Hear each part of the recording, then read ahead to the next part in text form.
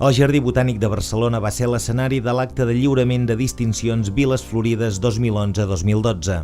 Amb aquest acte va finalitzar el primer any de treball on gairebé una vintena de localitats d'arreu de Catalunya s'han proposat posar en valor els seus espais verds com un actiu de cara a la ciutadania i el turisme.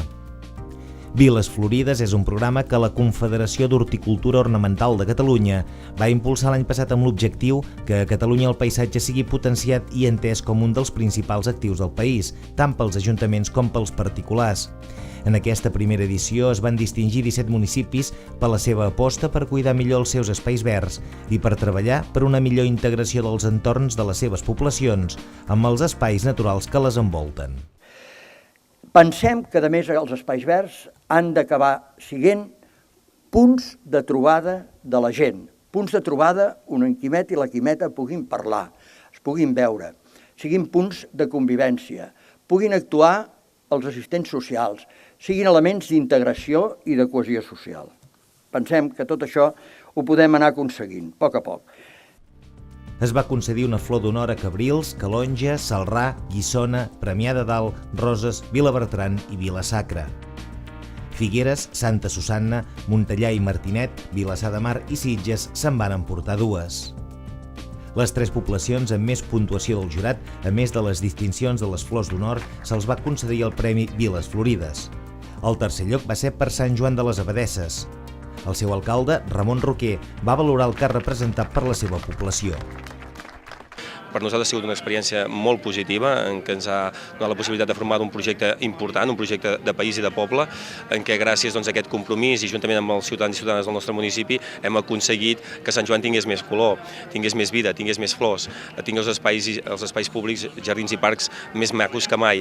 Per tant, és una oportunitat. Amb dues flors d'honor recau a Sant Hilari Sacalm.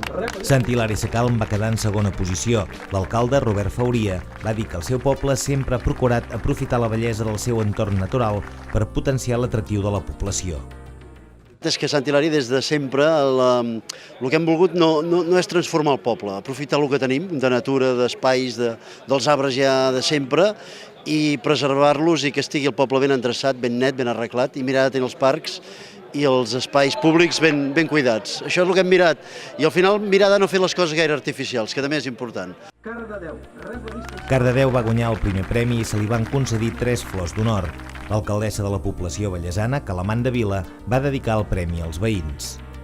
Suposa un reconeixement a tota la gent del poble que cuida l'aspecte del poble, des del qui escombra al dematí, el qui posa una planta bonica, els tècnics i, evidentment, els equips municipals, els governs que han anat passant i han anat posant en valor el que és tot el nostre patrimoni vegetal. Però especialment a la gent del poble, als pagesos, a les mestresses, als que escombren, a tota aquesta gent. El Viver de Belllloc, que cuida molt bé el nostre verd urbà, i és important dir-ho, és una entitat de doble objecte, i fan una bona feina. Vila també va animar a embellir i posar color a les poblacions en un moment difícil com l'actual. Els animem a participar perquè en aquests moments negres cal posar color a les nostres vides i cal posar color. I què millor color que el color del patrimoni vegetal que tenim al voltant, ni més ni menys, no s'ha de fer res especial, has de posar-ho en valor. I si volem aplicar polítiques de sostenibilitat en l'entorn, què millor que mirar allò que tens i fer-ho lluir. El president de la Confederació d'Horticultura Ornamental de Catalunya, Jordi Rodon, va felicitar tots els municipis distingits i va remarcar que el més important és el compromís dels municipis per continuar treballant per fer dels seus espais verds una cosa per enorgullir-se. Això no és un premi, sinó que nosaltres us donem una distinció. Aquesta distinció vol dir que l'heu de saber portar amb tot el pes que correspon.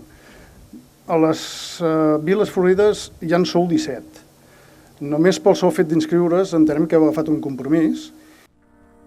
El conseller d'Agricultura, Ramaderia, Pesca, Alimentació i Medi Natural, Josep Maria Pelegrí, va elogiar Viles Florides perquè conjuga valors com l'emprenedoria, la iniciativa i la dinamització econòmica i perquè és un projecte que ajuda a estructurar ànima de país.